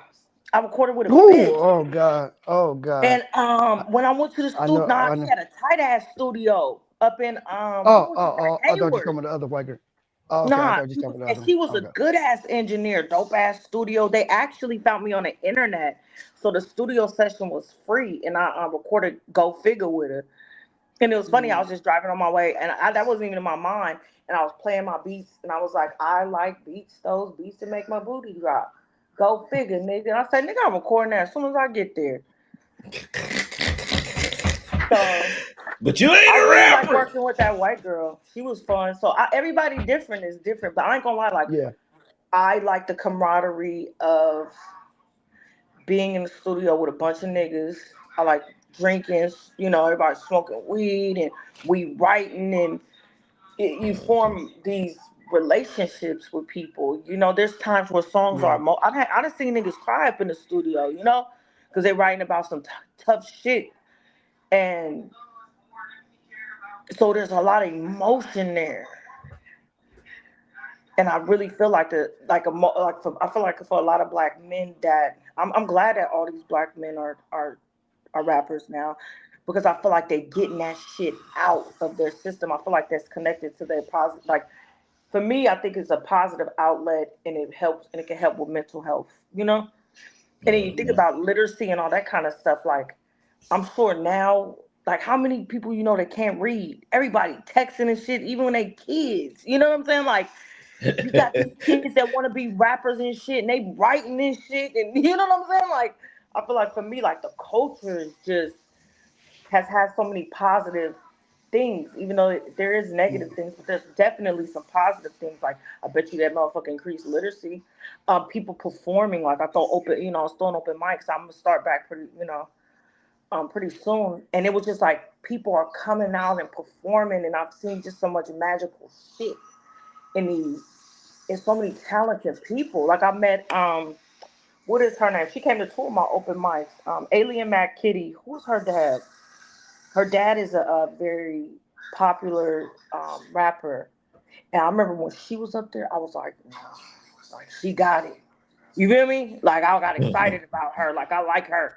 And she a Leo too. And she a dope ass person, a dope ass. I would check her out. Ellie and Matt Kitty, I feel like a lot of bitches be getting buzzed, you know what I'm saying? Like in the industry as far as you see New York, you see everybody else on the map, but it's like you don't see no baby bitches really putting it down. You know what I'm saying? You know, I've been seeing really. So Vicious been coming up too. So for me, I take pleasure. It's a few out here. It's just everybody not getting behind them. You know, that's all. That's the problem. Ain't nobody getting behind them. But I'll say, like, if I hit the lottery right now, I invest in Alien Mac Kitty because I feel like she has a global appeal. I feel like she like the Bay Area, Mac Dre, Doja Cat. You know what I'm saying? Kind of. She got it. Like, if you ever seen her perform, she is a pleasure to watch. You get what I'm saying? And she's fly. She's photogenic. She's eccentric. She's in her own lane. Like she ain't no cookie cutter. She done created a mold. I forgot who her daddy is. He's no longer amongst us, but her dad was a popular Bay Area rapper. So to see her is like it's dope. Like yeah, that's cool. She raw. I love dope bitches. Like, you feel me? I do. I love dope bitches. Yeah, you know it's crazy how y'all can say that to each other. But soon, the only people that can call y'all bitches is other females and gay men. Shit, the only person that's gonna call you a nigga is another nigga, right? It's kind of like that. Yeah, because I don't know if I can handle a female calling you, hey, bruh, hey, nigga. You know what I'm saying? Unless she I don't like that shit. But if it's my girl, if it's somebody, don't bruh me, don't cuz me, don't blood me, bitch. I'm like, who the fuck is you? Don't do none of that shit, man. That shit, I'll be like, hey, bruh. I'm like, who the fuck is you? I don't hang with my niggas like that, bitch. Get out the car. Oh, now you are kicking him. Now you kicking him out the car. Bruh, hey, bruh. Hold up, cuz. No, blood, don't do that, blood. Hey, you kick a bitch out for saying that to you? Get the fuck out. Leave me. I'm a warn you. Somebody did that to me before we was young, though. We was leaving a party. And I could not remember that nigga name. And I see some of my film niggas, and they was like, hey, y'all want to ride? And we like, yeah. Man, we lapped up in this nigga car. Not my partner. One of his friends I didn't know was driving. I could not remember that nigga name. I kept calling him Buddy or Sir. I called that nigga Buddy and You called that nigga Sir? He thought he was feeling old as hell. Quit calling me Sir. Oh, he cussed my black ass. I was like, bitch. He was like, I'll put you out on the freeway. I was like, I'm sorry, sir. Oh, man, it was all bad. That nigga kicked us out soon as we got up off that goddamn exit. Fuck him. But you know what? But you know what? The favorite phrase that men and women like to use is toxic masculinity. That don't even exist. That's that toxic. No. Because no. I'm just saying. But a lot of us mix it up with we put toxic with masculinity, which that's not even a thing. This generation just made it a thing. Masculinity came from a bunch of scientists that studied men in jail. That study men in jail and watch their behavior, on, you know what I'm saying, on how they do things, on how they move and this and like that. And when it kind of got out to the generation, out to the public, they entwine masculine toxicity. You know what I'm saying? Toxic masculine. Yeah, and that's not even a freaking thing. That's not even a thing. We just created that. I get what you're saying, but I feel like, honestly, I'm gonna be 100 with you. I feel like most men aren't educated. They have not educated themselves on women's issues and they don't understand patriarchy or anything like that because they haven't educated themselves about it. For one, and my favorite word right now is disingenuous. It's like I remember like there'll be times I'll be talking to males and we'll be talking about different things, and I remember asking them, how many days you been a bitch? You ain't been no bitch. You have not been a bitch. You can't tell me how you arguing with me about being a bitch. I'm a bitch. You can't tell me about being no It's motherfucking the bitch. big one. If I'm telling you about Stop experiences it. as a woman, It's how the are big you one. telling me that Sis. they're invalid? Sis, You're I'm not about to no cut you off. motherfucking woman. I got I'm about, fire up. I'm about That's to, like a white I person know. trying to tell you about being black. You gonna be like, wait, you ain't qualified. You not black. So I feel like a lot of when it comes down I to feel you on that. I feel you on that. how you Cause gonna tell women about boy, how the fuck what the fuck issues we having and our experiences. And a lot of men don't know hoe ass niggas do. They don't do shit in front of other men. A lot of them, they do shit to Yeah, women when no men are present. So you that's can't true. sit up there and argue That's with true. no broad about being a woman when you've never fucking been one. So the issues, I really feel you like a lot can't. of You men. said you can't. But a lot I of guess women try to do that too. I guess I guess what it is that we're saying from a man from we. I think this was happening that us men say that on how we feel you should treat a man. We're not, you know what I'm saying? And it's just experience that we have with other women. We just said, okay, you exactly right. We don't know how you feel. We don't know your emotions. We don't know how you're supposed to be. We just feel how you supposed to treat us. So that's why we say you're not acting like a woman. Or you not being like this because of how you treating us as far as disrespect, this and that, and that. So I think that's what we talking about. Well, that's what I'm talking about when I say See, that. me too. I'm looking at it. I was raised by my mama and aunties and grandmas and them. So I seen That's why real the nigga, women. So that's what I'm that's why looking he's at when soft. I say you ain't acting like a woman. That's why he's soft. Oh. Telebelefante. But I think too another soft in thing the is boy that pussy. people don't genuinely want to listen, and they don't want to listen Yeah. with the No, they just want to intention. be heard. Yeah. They're not listening with the intention of understanding. Like I feel like people got to really check like what intention they're going into the conversation with. Because if you come in with only the intention of defending yourself, Yeah, that's all you gonna do. that's You're all not you're gonna hearing do. nothing. You're You not. just saying something back versus actually, like you said, actually taking Yeah. in what's been said and giving a real response. That goes both ways. I see that a lot. No, absolutely. I think communication is the fucking key. Those two things, communication and honesty.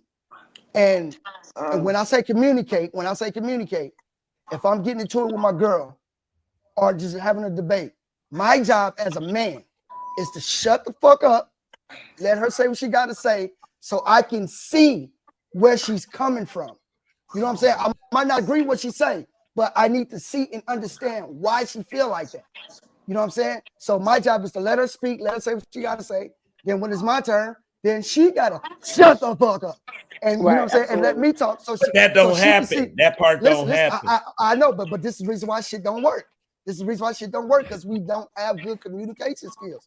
But once she find out where I'm coming from, then we can come together and compromise and work shit out and move on with our fucking day. But no, people want to overtalk each other. I'm like, nigga, fuck you, bitch, you ain't shit. You know what I'm saying? You steady yelling at each other, but y'all ain't getting no fucking where. Y'all ain't getting no fuck. Y'all just cussing and yelling, and you get louder, she get louder. Next thing you know, police showing up at your door. Just then what? 2 days later, baby, I'm sorry. Oh, now you want to We need communicate. peaceful I'm sorry too, contact. honey. Yeah, you know what I'm saying? When your ass could have did that, the first time. You know what I'm saying? But you know what it be? A lot of times on both sides, we be angry and all we want to do is get our point across. That's what ends up happening. So like y'all said, instead of listening to each other and trying to solve it, everybody just trying to say what they trying to say. But you know why? But okay, I know why females do it. But do you know why niggas get mad and get upset? It's because a female would know how to destroy your motherfucking ego. She will crush your ego right there, and we can't take that. We don't like other niggas doing No, you it. But can't with a take that female, with your soft ass. nigga, please, whatever. I had to get you back. No, I'm guilty of that. Back in the day, back in the day, if a female say, "Oh, you little dick nigga, you can't fuck," you like, who told you to say that out loud? You better ask your auntie. Yeah, you know what I'm saying? You out here, you know what I'm saying? You out here allowing bitches to put fingers in your ass. You're like, bitch, I told you that in confidence. You know what I'm saying? No, I'm just saying. I'm just saying. You can't do nothing in confidence these days. That's how women get that. Women destroy man ego. That's why niggas get loud and get upset and like, because it's true. Because you can't deny it. Because you can't deny it. So we angry. Bitch, you know what I'm saying? We be ready to take that bitch head off. Like, come on, like, you know. So I mean, that's why you gotta be. But I think too, emotionally, you gotta have a safe space, and I feel like I'm gonna keep it 100. I feel like a lot in my life, it be like, I don't know, niggas be like cookie cutter. You know what I'm saying? It's like, damn, Y'all niggas ain't nothing but another copy. No, I'm saying it's like the same. It's like you dealing with the same person in a different body. You know what I'm saying? That's like, that spirit I was talking about earlier. It jump in the females and men. That spirit, that spirit that just want to be destructive and fuck everything up, and they'll fuck themselves up to make sure you get fucked up. You get fucked up, right? And then it's like, I think people need to be like, what I'm saying is that, like, don't come in like, I know plenty of men that do that shit. It'd be like, you never had intentions on being faithful to no bitch, and you come into monogamous relationship. You enter into a monogamous relationship when you had no intentions on being monogamous ever. And like, I believe in polygamy. I do. Would I participate in it? I don't think so. But well, maybe under the right circumstances. But I feel like people aren't genuine. They're not genuine. They're not. And I feel like most niggas, they ain't shit when it come down to a woman. Like, they don't have no good intentions for women. You know what I'm saying? If you a hoe, just say that from jump. That, I mean, it's good. You know what I'm saying? Like we said, we was talking about this earlier, so it go both ways. You're right. It's that same spirit. But you know why? But you know why men for our society are allowed to be hoes? It's because it's hard for men to obtain sex for women. So once we get it, we feel like mother. Yes, it is. Niggas not nigga. No. Do you know what an incel is? You know what an incel is? I've heard of them. An incel. Involuntary celibacy. That means there's a great percentage of men who don't give sex. 2% of the men that's on dated, 2% of the men that's on dating sites is fucking 80% of the women, and on the dating sites, and the rest of them are being ignored. How many? Sis, okay. Hold on. You sound like an angry customer. No. Hold on. Okay, sis. Okay, sis. Hold on. Okay, Bella. How many niggas be in your inbox all the fucking time that you ignore? Yeah. How many niggas be in your thirsty niggas be in your inbox and you ignore them niggas? Down though. I mean, I'm in a relationship, so I'll just ask about what's the nature of this conversation? Oh, you already know how that's about to go. But even when you were single, you still had a gang of niggas in your inbox, thirsty niggas trying to do a song so they can fuck or whatever the situation is. Right. How many niggas been in your inbox? Because women really don't go in niggas' inbox unless that man really intrigued them. A lot of men don't intrigue these women nowadays. That's why I think a lot of women, 100 men don't. But women just don't do it. It ain't that they ain't intrigued. They just don't do that. Yeah, I don't think that it's not that we are not intrigued. It's just that, for one, I'll say that a lot of things that men don't keep in consideration is that as a woman, you have to protect yourself. You know what I'm saying? Like, at the end of the day, a nigga could break my fucking face and rape me and kill me. You know what I'm saying? And there's plenty of them that do it. So therefore, when we're navigating relationships and stuff like that, like, we have, and then too, reproductively, we carry the burden, because if somebody gets pregnant, it's me, it's my body. You know what I'm saying? If I hang out with a guy and he tries to fucking rape me, there's some men that just like raping and beating bitches. You know what I'm saying? Like, so we have to think about relationships and interacting with men differently. you got to think, a lot of us women, we have, well, I'm older, but a lot of us have kids. We got to think about, okay, when we interact with a man, is this motherfucker a goddamn pedophile? I bullshit you not. It was this dude was just chopping up with. I wasn't attracted to him, and we hung out, and he just disappeared. Man, I seen this motherfucker on the fucking news. He was doing something fucked up with kids, and at the school he was working for. So he was fucking with them kids. So therefore, it's like, we have so much more to protect in that way. Like, a bitch ain't gonna knock you out and rape you, and you get you pregnant. No, I'm saying, but you ain't got to think about it like that. Like, I hear what you're saying, but they do be slipping the you know. Yep, slippity slip. Slippity slip. Wake up with a pill in your mouth. That I told you I don't pop fizzles. Hold on. I just seen a video the other day. I seen a video the other day where this lady said she was asked, where are the good men at? And she was like, they at work. They at a 9 to 5. They you know what I'm saying? They don't have the best cars. They don't have the, you know what I'm saying? They don't have a six pack. The good men don't have all these attributes that a woman is attracted to. This, you know what I'm saying? This nigga want better for, they at work trying to make better for your future. He not trying to take you out on fancy dates because he's trying to play for your future. That's where that good man is. And this is what a lot of women is not looking for. Not all. Some of these females looking for the devil. Six pack, 6 figures, 6 foot. This nigga, you sound like 666. I'm not. I'm just saying. I'm 666. Hey, the 666, pastor can steal this sermon. I'm just saying. That is that. Pastor gonna steal your sermon. I'm just saying that is the truth. Now, this is a very good question that I want to ask you, because my sister told me this, right? Is this true for women that you can like a dude, like really fuck with him, like he cool and shit, but after you fuck him, you can lose interest in him? Is that possible? Yeah. That mean the dick wasn't good, huh? What the? No. My sister said the dick could be good, but she'll just lose interest in the nigga and would ghost him. Yeah. But anytime before, she be all up on him. She cool. She this and that other. But she said, yeah, I will fuck him. She said, I would do my thing, and I would ghost him because I lose interest. I'm like, how in the fuck? How is that possible? Cause she was a hoe and she wanted to get the dough. Nigga, my sister not no hoe. Don't play with me. Nigga. Not her. Oh, you said your little sister? My sister, yeah, nigga.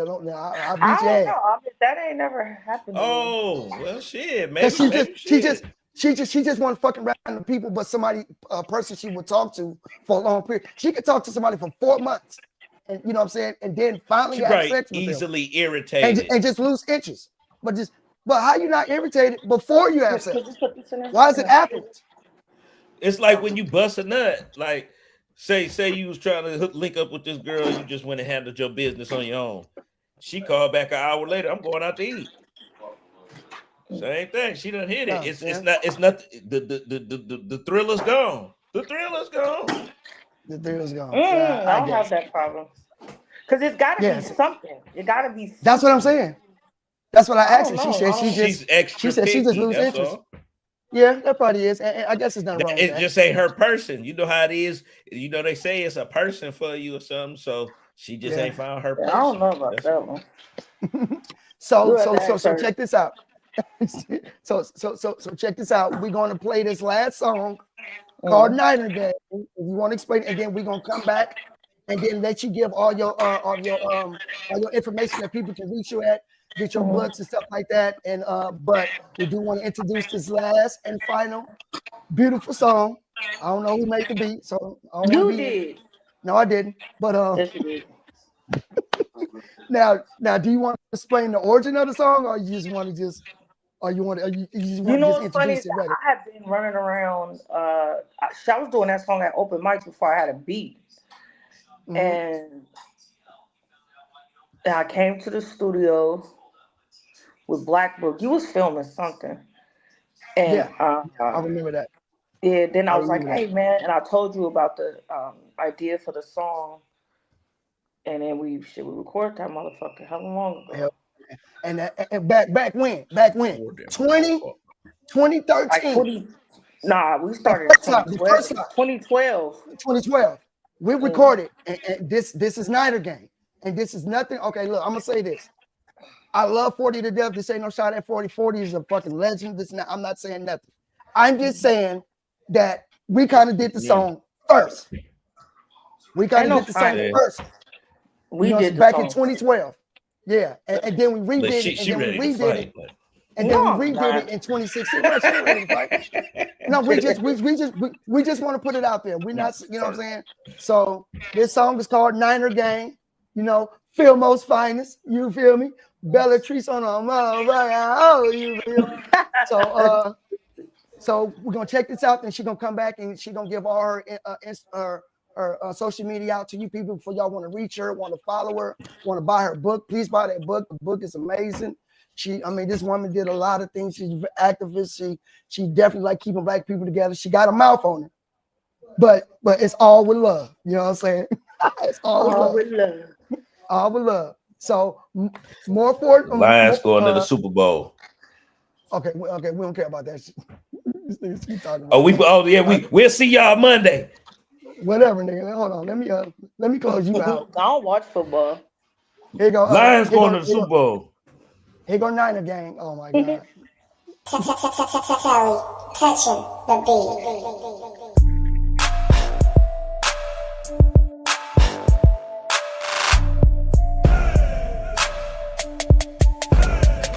Bang, bang, Niner Gang, yeah, bitch, I'm from field mode. Talk like a pimp, but I ain't sent the hoe. Bang, bang, Niner Gang. Bang, bang, Niner Gang. Bang, bang, Niner Gang, yeah, I'm Trice, I'm from field mode. Part of cream team, but I ain't sold though. Bang, bang, Niner Gang. Hey, bang, bang, Niner Gang. Oh, Simon been my man. I'm the topic, sorry, Poppy, use a bop it. Go ahead and stop it. Suck a duck it, I take some, stop it, top it. Knock him out like Kareem, must be a film my thing. Would've hit the get low, but I'ma show the lane. You a broke dope boy, can't fit coke boy. Try pimping, got her pregnant, oh boy. Just an observation when I'm up in the scope, boy. Red hair, red wine, yeah, Jessica Rabbit. Putting carrots on my fingers, we ain't talking about marriage. We ain't blinking, we ain't friends, he just love my Mac. And I'ma tell you where I'm from, Brody, stop asking. Bang, bang, Niner Gang, yeah, bitch, I'm from field mode. Talk like a pimp, but I ain't sent the hoe. Bang, bang, Niner Gang. Bang, bang, Niner Gang. Bang, bang, Niner Gang, yeah, I'm Trice, I'm from field mode. Part of cream team, but I ain't sold though. Bang, bang, Niner Gang. Hey, bang, bang, Niner Gang. 80s baby, Stolos and dope fiend rentals. We sliding through the scope, blowing BBs out the windows. I'm a real Niner, red and go fitted. You ain't got it, stop frontin' it, go get it. You say you rollin' like a big shot, no rolls, no six, living in your mama's spot. Trice baby, pick this piper, could've picked a better nigga. Staying with toilet paper, cause I stay up on my skipper. I ain't prejudiced, but I am a broke bitch. So when you throw it in the bag, I'm returning that shit. My nigga, you been acting like a bitch, so take a thunk about your ass because you acting like a bitch. Bang, bang, Niner Gang, yeah, bitch, I'm from field mode. Talk like a pimp, but I ain't sent the hoe. Bang, bang, Niner Gang. Bang, bang, Niner Gang. Bang, bang, Niner Gang, yeah, I'm Trice, I'm from field mode. Part of cream team, but I ain't sold though. Bang, bang, Niner Gang. Hey, bang, bang, Niner Gang. I'm supercalifragilistic, feel more hella dopeness. Hopeful, fuck being hopeless. I'm already in the game, you should pay attention, man. Don't you lose your focus. Swagging on them, macking on them. I be curving niggas, I just hit the dab up on them. Dab up on the head, bitch, the dab up on them. Sliding through the freeway, speeding through the traffic on them. Gigging in the club, might just dance Nancy on them. Nigga twerk for it. I ain't never had no dick, but we work for it. Search for it. Bang, bang, bang, bang, bang, 415. Bang, bang, Niner Gang, yeah, bitch, I'm from field mode. Talk like a pimp, but I ain't sent the hoe. Bang, bang, Niner Gang. Bang, bang, Niner Gang. Bang, bang, Niner Gang, yeah, I'm Trice, I'm from field mode. Part of cream team, but I ain't sold though. Bang, bang, Niner Gang. Hey, bang, bang, Niner Gang.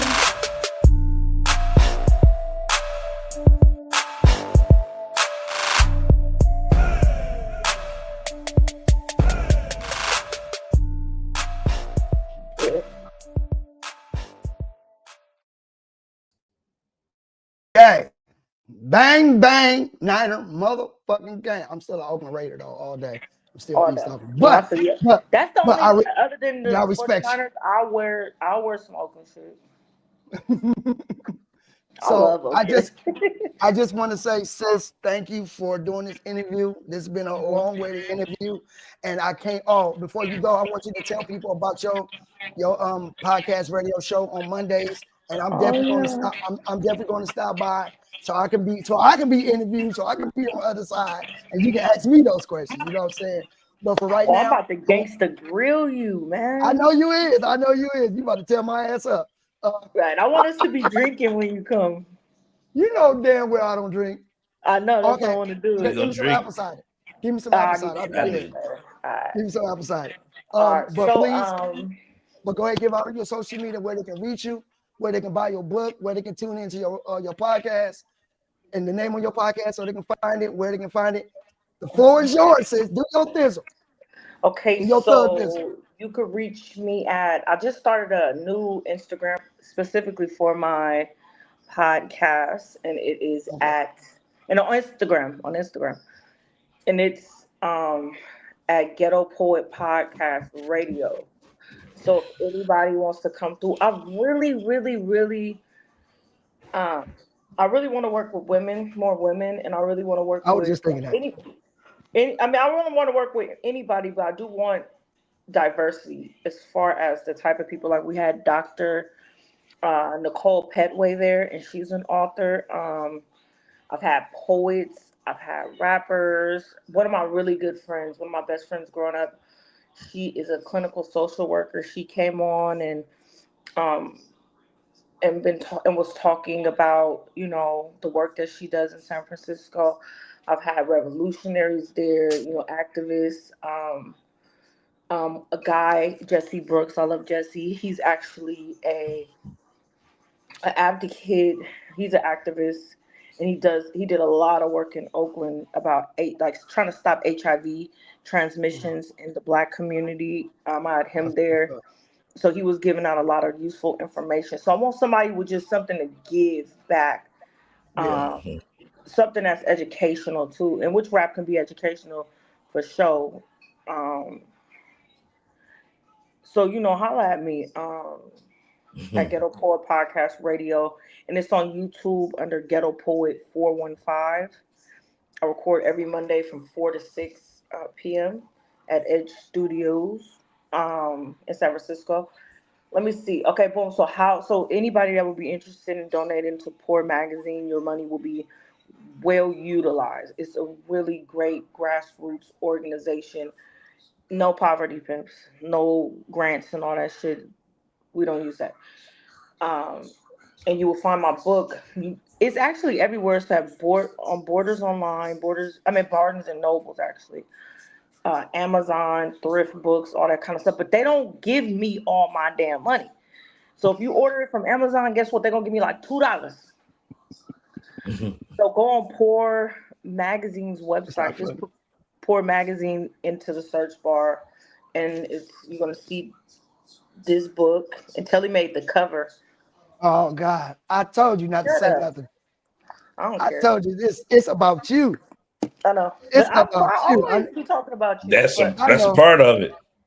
I know. I appreciate it, and that's crazy. That is part of it. He always does that. But you know what's crazy? I literally do everything. You do everything. Like That literally motherfucker do everything. It good though, but Like, good, but good. A lot of people do everything, but okay. Yeah, Jelly be doing everything. Yeah, I don't give niggas credit now. So shit. I mean, literally do everything that's Matter outside of fact. music. But you know who I give thanks to? Miss Silky. If it wasn't for Miss Silky, we would not be on this podcast today. You know what I'm saying? That's a woman. That was a woman that can tell the difference. When we go out to clubs, she would say, even when she go in the studio, when she say in the studio, I'm your manager. In the house, I'm your wife. When we go out to clubs, she like, and girls be on me. They be just talking to me, all in my face. She never feel threatened because she knows she coming home with me. That's why she was always able to trust me around Bella. She didn't have to worry about Bella coming on to me. She definitely didn't have to worry about me coming on to her. You know what I'm saying? And that's what made Bella feel comfortable down the years to where she will bring other women to me and they become close with me and Because become you know they like safe. yeah. Because y'all know a lot of producers be trying to fuck the girl. I mean, and I'm just putting it out there. Niggas gonna be like you yeah, you know. But I never mix business with pleasure. I have no no. I'm really trying to help, and these females be comfortable with me because they trust Bella word, and you know, and stuff like that. But let me shut your ass up. But anyway, let me stop. Let me stop taking your shine. Go ahead and finish this. Go ahead and finish. I'm sorry. I would never disrespect you again. Let me see. So I'm about to start back doing open mic. Something after the weather gets better. Okay. I you know, I've been performing a lot, at least once a month, down at what the fuck is the name of that place? But it's ran by Grassroots Poetry and the poet laureate of Antioch. He throws. I was supposed to be there tonight actually, but you, my nigga, I was like, let me go on this podcast. Oh, man, I feel It's bad. once a month, and I sell my hats and my books there, and it's at the Lynn House in Antioch from like 5:30 to like 10. And it's a beautiful space. Dope ass poets come through blazing. So I'm there very often, and you know the vending is free. So if they wanted to, you know, come and vend and sell their products, they could go on Instagram at the Lynn House. And the poetry reading is so dope. Like it's always full, free wine, like great dope poets, activists. Like I really like that's my home base. You said right in now. Antioch. What's the It's in name of it again? Antioch, the Lynn House. Every Get last the people Friday the of the address. month. Tell it where it's at. Tell everybody exactly You're what gonna it's have to at. go on Instagram and go on Grassroots Poetry, and they have all the information up there. So it's every last Friday of the month. What else? Yeah, I'll be back doing my open mics when the weather get better. What else? I think that's about it. Any plans for 2025? Anything that you plan any goals that you plan to do in 2025? You know, right now I'm actually studying to become a loan signing agent. Okay. I'm applying for university in this summer. So further my education. I ain't going. I'm putting myself in a position to ball 2025. Really, I'm being honest with you. Like, you know, I have a different mindset this year. Like, I've been thinking of things differently, and I'm looking at how far I've come in the last year. I'm like, damn, how much harder I could go. I plan on publishing another book. I've been writing it, but this one's going to be a novel. Open mics, events, and just get my business like really, really, really, really, really straight. You know, like. Oh, and tools. Like I want to do the sweaters, my ghetto poet sweaters. I have some shoes in mind that I want to do. Some high heels. Like there's a lot of shit I want to do. Okay. Oh, please don't forget to tell people that you are a licensed notary. Advertising. You forgot about that, huh? Yes. Yeah, I know. Don't forget about that. Put that out there. That you are a licensed notary. Yes. Put that out there. Absolutely. And if you want me to come late night or something like that, I'm gonna tax that ass though. I'm gonna keep 100. I'm a 24-hour notary. I'll pull up on you, but you gonna give me some chalupas though, for real. And I need my money up front. I'll be on my way.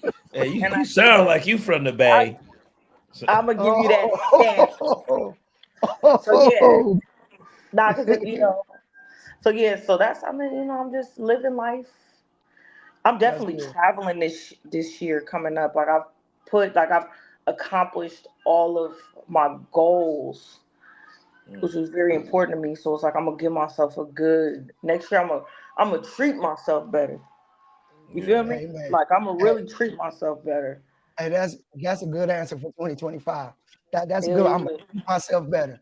People got New Year's resolutions that they fall back on by February, shit like that. You know what I'm saying? But no, I never heard nobody say for 2025, I'm gonna treat myself better. Yeah, I got some things I want to do too. As far like I need to stop smoking cigarettes. I want to get my teeth whitened once I stop. Yeah. I want to get my teeth whitened when I stop. Yeah. So yeah, I'm just gonna treat myself better. I'm being intentional. I don't know. That's it. I just hope. I mean, there's been a lot of deaths I've been seeing lately. Oh yeah, yes, yeah. A lot of Rest in deaths with peace to- families. Yeah, I've been seeing a lot of that. So love on your loved ones, man. Yeah. Oh my God. So to the fans, I am your host, Telly Testarossa, aka Ella Bella Fonte, aka Telly the Slick on a medium. Thank you guys Man, for that's tuning in. Telly Thank you guys for the support. You know, give my co-host Basilini, Baz, Hello. whatever the fuck you want to call them or whatever. And we got to give it up. And we got to give it up for Bella Trice, man. Come on, man. Give it up. Bella. Come on, man. Give it up. Give it up. Bella. Hold on. Let me put that crowd in. Hold on. Let me put that crowd. Yeah. Oh, you stop. Yeah, put that crowd in. Yeah, turn it up. Yeah. The ghetto poet. The ghetto poet. So until then, please go check her out. Go check her on Instagram. Go follow her Facebook, everything. Please go check her out. She's well deserving of your support. Please believe me, and it's gonna be worth everything. And she's not too good to talk to you. If you hit her up on some good, honest shit, she gonna talk to you back. You know what I'm saying? You talk, she'll talk back. Absolutely. Only if you ain't on no bullshit. Yeah. If you ain't on no bullshit, she'll talk to you. You got to be about it. Yeah. So all the fans, thank you for tuning in. Until next time, we out this motherfucker. Yeah. On a motherfucker. Hello. The ability to thrive in the community. Foolery was new to me. Nigga, I'm just doing me. I will never internet beef for opportunity. That's foolery. Photoshop cities in your backdrops. Keep thinking that you fly, nigga. I'll take your flight down, make sure